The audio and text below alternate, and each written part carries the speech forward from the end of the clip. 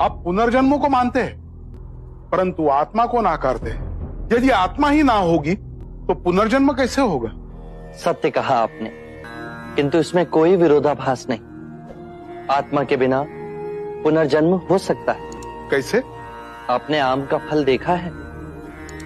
यदि उसकी गुठली को हम धरती में गाड़ दें तो वो पुनः आम का वृक्ष बन जाती है, जिसपे कई आम आते हैं। तो ये आम का पुनर्जन्म हुआ ना? आप निराशावादी हैं। हे आर्य, आपका प्रथम सत्य ये है, सर्वम दुखम दुखम, सब दुख है, जन्म दुख है, मरण दुख है, जीवन दुखों से भरा हुआ है। ये निराशावाद नहीं है तो क्या है? सत्य कहा आपने, किंतु प्रथम आर्यक सत्य के पश्चात मैंने दूसरे आर्यक सत्य में कहा दुख का अंत है। दुख के अंत की बात करने के लिए मैंने दुख की प्रथम बात की। आप पुनर्जन्म को मानते हैं, परंतु आत्मा को नाकारते हैं। यदि आत्मा ही ना होगी तो पुनर्जन्म कैसे होगा? सत्य कहा आपने, किंतु इसमें कोई विरोधाभास नहीं। आत्मा के बिना पुनर्जन्म हो सकता है। कैसे? आपने आम का फल देखा है? यदि उसकी गुठली को हम धरती में गाड़ दें तो वो पुनः आम का वृक्ष बन जाती है, जिसपे कई आम आते हैं। तो ये आम का पुनर्जन्म हुआ ना? आप निराशावादी हैं।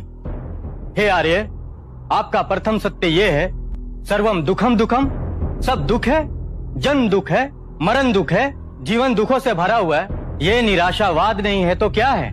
सत्य कहा आपने, किंतु प्रथम आर्यक सत्य के पश्चात मैंने दूसरे आर्यक सत्य में कहा दुख का अंत है। दुख के अंत की बात करने के लिए मैंने दुख की प्रथम बात की। आप पुनर्जन्म को मानते हैं, परंतु आत्मा को नाकारते हैं। यदि आत्मा ही ना होगी तो पुनर्जन्म कैसे होगा?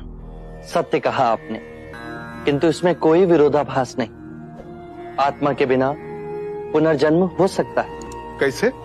आपने आम का फल देखा है? यदि उसकी गुठली को हम धरती में गाड़ दें तो वो पुनः आम का वृक्ष बन जाती है, जिसपे कई आम आते हैं। तो ये आम का पुनर्जन्म हुआ ना? आप निराशावादी हैं। हे आर्य, आपका प्रथम सत्य ये है, सर्वम दुखम दुखम, सब दुख है, जन्म दुख है, मरण दुख है, जीवन दुखों से भरा हुआ है। ये निराशावाद नहीं है तो क्या है? सत्य कहा आपने, किंतु प्रथम आर्यक सत्य के पश्चात मैंने दूसरे आर्यक सत्य में कहा दुख का अंत है।